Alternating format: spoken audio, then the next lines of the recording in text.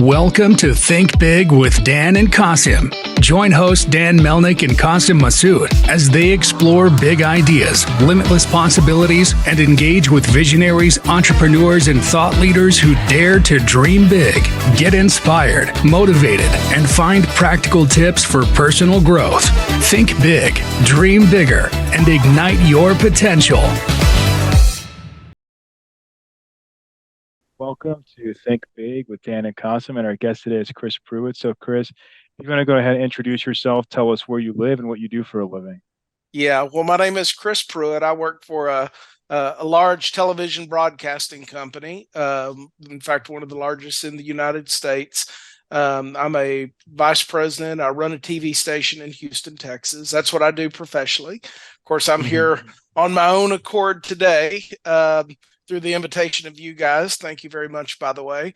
And live in Houston, Texas. I lived in all over Texas all of my life. For about 5 years, I lived up in Idaho, and that was a really experience. And I guess that living up there is really what sort of got me kicked off and going down a different trail, I guess you would say. But thank you guys for having me here today. I really appreciate it. That's cool. Yeah. Thank you so much. So, in terms of how you started your journey in your career. So we can talk a little bit more about that. So, what made you want to go into television? Well, it was kind of interesting. I got out of college. I went to work for a company, kind of a really cool job working in the power sports industry for a company out of Dallas, out of Irving, actually. We were a distributor of motorcycle, jet ski, snowmobile parts and accessories. Basically, every motorcycle store in the United States bought all their helmets and shirts and stuff like that from us. And so I wanted to get into sales. And, at that time, Al Gore had just invented the internet.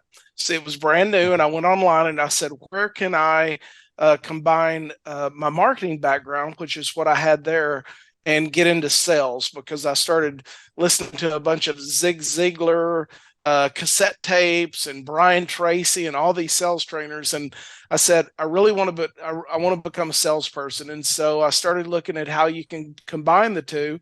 And I went to this TV station in Wichita Falls, Texas, and said I'd like a job, and they gave it to me. And I've been with that company my whole entire career, except for about 5 years, where I went up to Idaho to work with a friend who was having some issues with the TV station up there.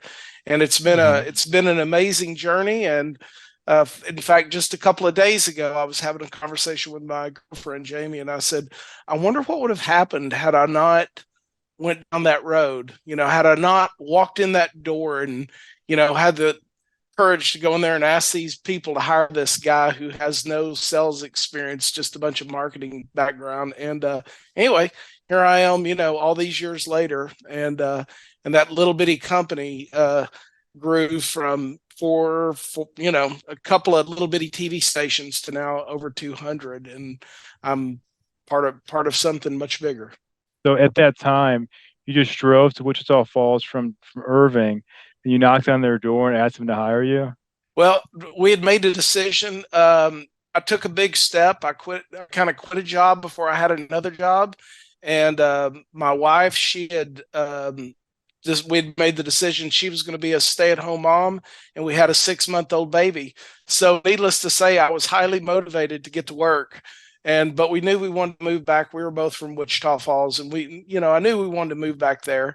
And that's what we did. And so just took the big step and got out there and got after it and made it happen. So how has working in the TV business changed from that time until now? It's just like it's like any business that you're in nowadays. It's constantly evolving. It's constantly changing. It's just keeping up with technology, keeping up with the disruption that happens within your industry. And as I look at it, it's just all about how you can accommodate and how you can handle change and how you can handle adversity. And that's really I think about it now. Had I not made some changes in my life back in, 2011, 2012, and had some things happened that made me a bit more self-reliant and resilient and whatnot, I don't know that I could have kept up. I don't know that things would have, turned out the way they have. So can you talk a little bit more about those changes that you made in your life that really, made that pivot and really helped you out in your life and your career?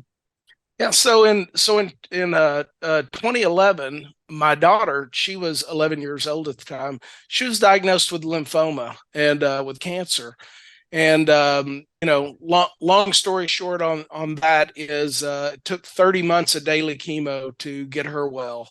And in fact, she's 22 right now. And just a few weeks ago, we moved her to Champaign, Illinois. She's starting out her career, sales career, by the way, with Caterpillar, and she graduated from Texas State University. And we took her and her boyfriend on a trip to Mexico. We came back. She had a couple of days to get things together, and then she went directly to Champaign. Her last couple of years, she worked for Caterpillar she started out as an intern for a couple of weeks, and then they just hired her on, and so she works for them. But she was diagnosed with lymphoma, and I would like to say that there's a silver lining somewhere in there, but it's just the hardest thing I've ever been through in my life. And so at that time, things were very, very different. We were living in Idaho. We'd been up there for a year at that point.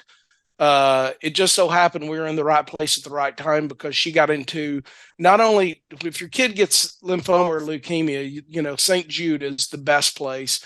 But luckily in Boise, just 90 minutes away, they had a study open and had an opening in that study for her particular cancer. She was being treated there. So that worked out very well. And whenever she got cancer, at that time, total workaholic. The only thing I did outside of work is maybe play golf a little bit. And I weighed, I was about as my friend would say, about a butterfinger shy of 360 pounds at that point. And I've been big all my life. And so I knew something had to change the health, and chewed a lot of red man chewing tobacco. And I instantaneously quit that. I'm like, if she got cancer from dumb luck, and here I am doing this stuff that I'm paying to put in my mouth, what the hell's going on here? Something's got to change. And so I started making some change and started paying attention to my health. It started with a couple of, as most people in that case, you take a few walks around the block. I could maybe go, a block or two, and my legs would hurt so bad that in my feet. But it's one of those things where you just keep going and you just keep going. And then what really solidified me on the journey, I guess you could say, is the next year, my buddy and my boss, who I moved up to Idaho to work with his TV station up there, he very unexpectedly passed away of a heart attack. And not only did he pass away, he died on my birthday. And that, I felt like that was sending me a message, like a real wake-up call. And then I put it into high gear. And there was just a lot going on. I mean, with my kid having cancer, my buddy dying, a lot of changes in the business. It was tough. I mean, it was tough, but I said, I need to do this now more than ever. And I just started, your health is your wealth. And I just started going down that road first. And then I said, once I got into a state that I could really, begin to, a little bit more mobile and whatnot, I said, I'm going to start doing some of the things that I wished I would have always done. And I'm going to try to be the person I always wanted to be. And really that journey started out, it was January 1st, 2013. And I had made a commitment to myself that I was going to go to Boise. They were having one of those polar plunges where you jump into some cold water. Well, the night before, it had come a massive snowstorm. I was 90 minutes from Boise. The roads were covered in snow. It was 5 degrees outside. I mean, I had every reason in the world to not get up at 5 a.m, drive to Boise and jump into the water. And I said, I'm not going to start this year off like that. I'm going to do something different, and I'm going to go. And I went and I did it. And it was a total experience. It was crazy. I discovered whenever you jump in really cold water, you have an involuntary reflex that takes your breath away. I thought the little frog, they had to break the ice in this mountain lake so we could get into it. I thought the frogmen that were in the water there, the scuba divers, they were there just for theatrics. I thought I was going to need one of them to fish me out of the water, but anyway, but it was an experience. And from then I said, I'm going to start keeping a list of things I want to do, things I've always wanted to do, and I'm going to start doing them. And that's what I've done. And then that turned into just trying to push myself out of my comfort zone. And like I said, become a person I always wanted to be. That's interesting and eye opener as well. So, in all these difficulties, after all these problems, after all these difficulties, what gave you the courage to get a fresh start? Like how you cope up with all these things? It's difficult. I think I get a lot of motivation, I think, from regret. There was a doctor in Waco, Texas, not a like have a heart attack doctor, a PhD type doctor. And Okay. he had the best definition for regret, and that is you do what you thought you needed to do at the time because you thought you needed to do that in order to survive. And I had a lot of regrets in my life. I mean, some of them started back. I mean, my earliest regret that I remember was in a YWCA pool.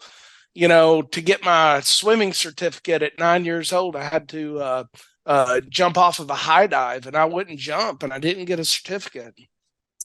And I always, felt like I, let somebody down by not doing that, and it's always stuck with me. And so I think regret drives a lot of it, but it's also about I want to set a good example for my kids. In fact, I think the way you all found me is I've started sharing some of the stories. I've written hundreds, I've probably written thousands of stories about the past 10 years and all the adventures and everything else. And in the beginning, I started to share some of them, but then I stopped because it felt like, it felt weird. It kind of felt like, like you were bragging or something, but it was just, or like, I felt like somebody may think that I'm preaching at them or trying to tell them how to live their life or something. And I'm just writing a story that I want someday my kids to read. And I want to set a good example for my kids. And that's really why I do what I do, is to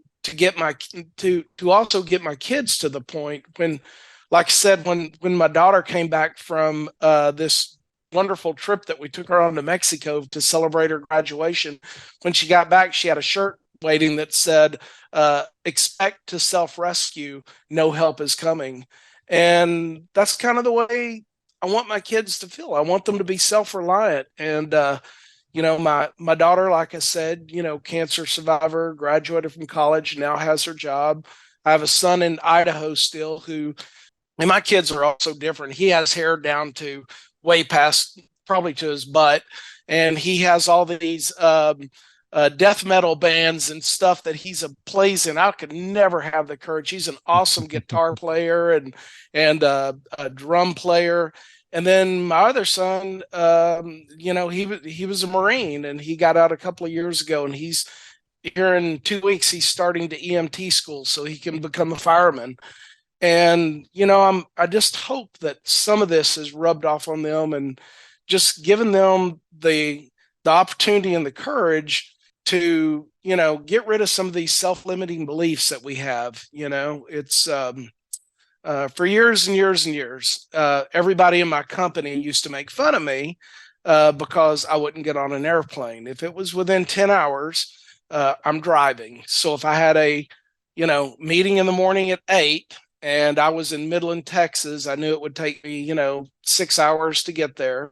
So I just leave it 2 in the morning, and I would go to the meeting, and they'd all make fun of me. Well, I finally, I wanted to go more places in the world, and I wanted to get over this fear of flying. So I hired a flight instructor to help me get over the fear of flying, and it was absolutely terrifying. And we got to the point where I was over the fear of flying, and I'm like, well, hell, I'm already this far. We might as well just keep going, you know. And yeah, I soloed an airplane, and the video of me, because you know we keep a GoPro in the cockpit, because you come back and you look at it, and you can see what you did and everything. So it was sort of a sneak attack to solo. They don't really tell you. It's just they decide when you're ready, and then you have to go make 3 takeoffs and landing. And looking at that video of me soloing, if you want to see pure sheer terror and panic, you should look at it. In fact, my flight instructor, after the fact, he said, Chris, you should have never ever taken off in that plane, especially the second time, because after I landed the first time, well, that's, you got to go around and taxi and go do it 2 more times. But the sweat is just pouring off of me, and I'm shaking so bad. I'm trying to take a drink of my water, and water's going down the front of me. But it's one of those things, again, like at that moment right then. I mean, that's that go moment where you're sitting there going, okay, is this going to become another regret? You know, and granted, it's a big risk, but it's just all of that fear is just bubbled up saying no, no, no. And for some reason, I reach over and I push in the throttle, and you know, it's kind of like skydiving. I mean, once you're in the air, you're fully committed, and did it. You know. I was just saying, like, maybe we will have to set up another meeting with you just to know how you come up your fears, how you cope up with a lot of chaos. So these 2 things are the major things for any entrepreneur. Whoever is gonna follow us, whoever is going to be an entrepreneur, they really need to understand how to handle these 2 things. So, and probably it can be a big episode where we can discuss all these questions about fear. Sure. And Sure, and I getting would out of do it. chaos. I've got tons and tons of stories out there, and they're not bullshit. They're all totally real. I mean, I've got pictures and everything else. I mean, the scariest thing was I don't know, a few years back. I'm 57 now. I was in my early 50s then, but went to a professional bull riding school, and I'd never ridden a bull, and that was probably the most scared I've ever been in my life. And but again, it's that point when you're sitting there and you shake your head and you go and you do it, and it's a real story. For sure. So do you feel like you doing all these things now and making that pivot in your life about 10 years ago has helped you in your business career as well? Oh, absolutely. I mean, right now, every industry, especially as you look at what's going on with AI and everything, and in our business, like with streaming and everything else, if you're fearful, and if you're lacking in courage and confidence, and which are, I've got 5 core values I like to live by, but if you're lacking courage and confidence, it's going to be tough. Not only is it going to be tough for you, but it's not going to be enjoyable, and I look at this, you only get one shot at life. I mean, you've got to enjoy it. And in fact, sometimes it's the challenge and it's the adversity that, really is the draw for me. And again, I'm nobody special. I'm just an old fat bald guy that likes to do what I like to do. So you have something very special, and that is exposure, experience, and exposure, which obviously the new entrepreneurs, or maybe me and Daniel, don't have that much experience and exposure that you have. So obviously, yeah, that's good. So I just wanted to ask one thing. In your conversation, you said like you are going you're trying everything, like you are keeping up the technology as well. So I just wanted to know, like, how technology is making your business better day by day in current scenario. Oh, yeah, is from a business perspective. I mean, new technologies and stuff it's so exciting. I mean, there's so many different new things that are out there on the horizon for people who are, in my line of work. With next gen television, for instance, and again, I think that AI, I started messing around with AI back in, I don't know, late October, November, whenever Joe Rogan started talking about it. I like to listen to his podcast, and I'm like, what is this chat GPT thing? And I started messing around with it.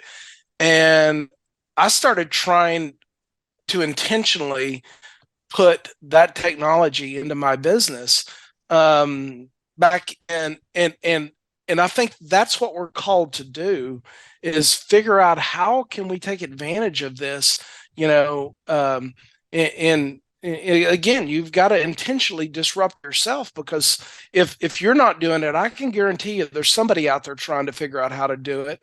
Not to go into a big long story here, but back in 2016, I wanted to climb Mount Kilimanjaro, and I have a buddy of mine that's a Department of Public Safety trooper. He's a DPS guy that catches you with whenever you're driving too fast out there on the Texas highways.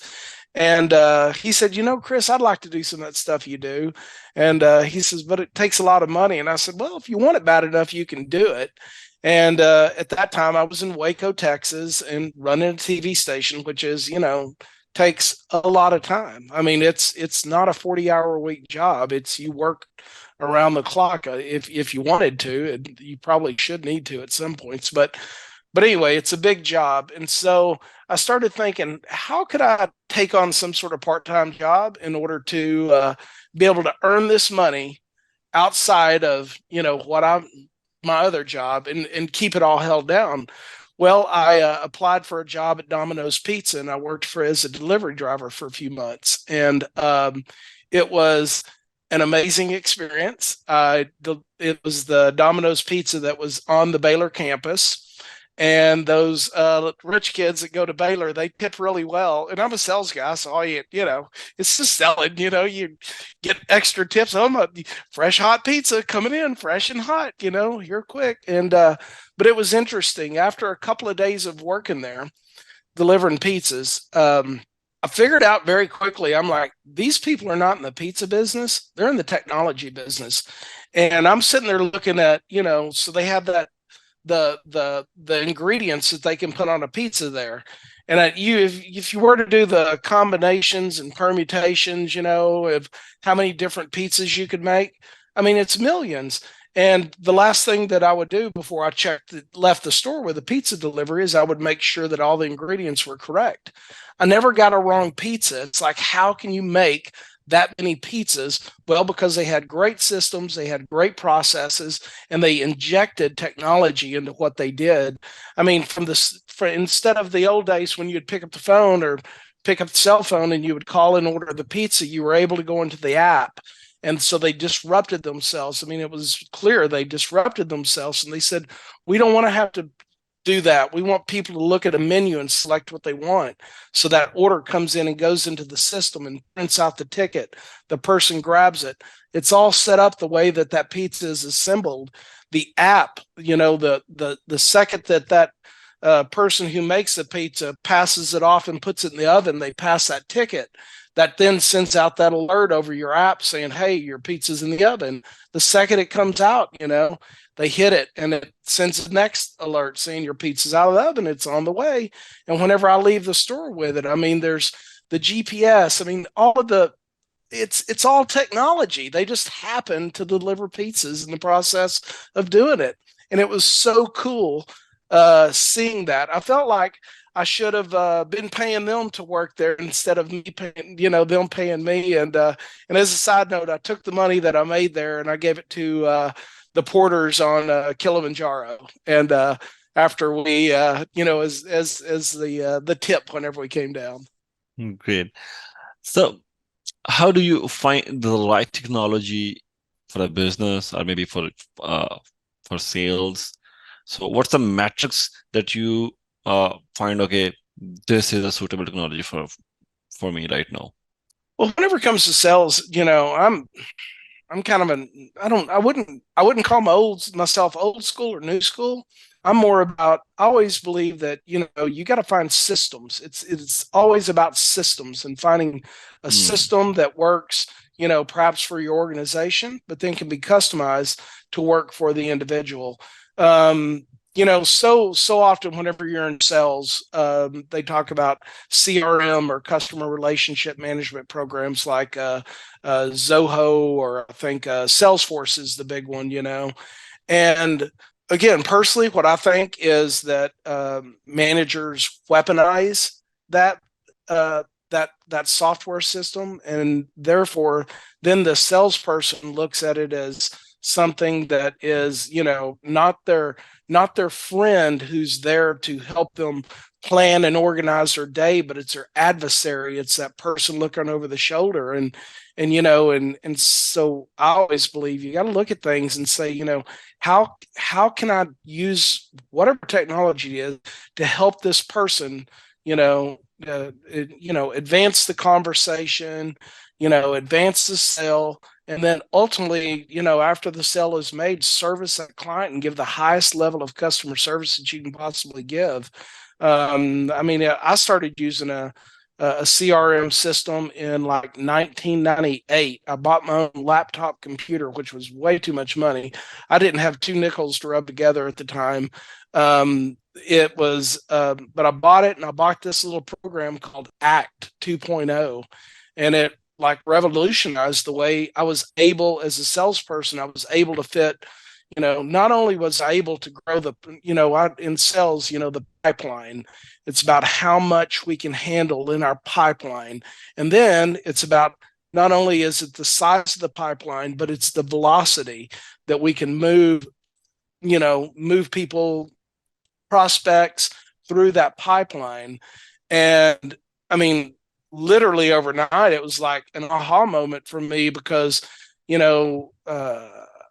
was like I was a forestry logger, and I had set down my axe that I was using to do my job, and I picked up a chainsaw, because again, I could fit, my pipeline grew so big, and I was able to have a system in which to zip people down and through my pipeline and produce more sales on the other end. And then ultimately, past that, nothing would fall through the cracks, because I was able to take care of my customers. For sure. So, if somebody wanted to reach out to you and see all the cool stuff that you're doing, what's the best way for somebody to find you and reach you? Probably best way is just, I've got a little blog website out here at Chris Pruitt. It's chrispruitt.com, but it's kind of funny. It also is a ghost domain for bmfadventureclub.com.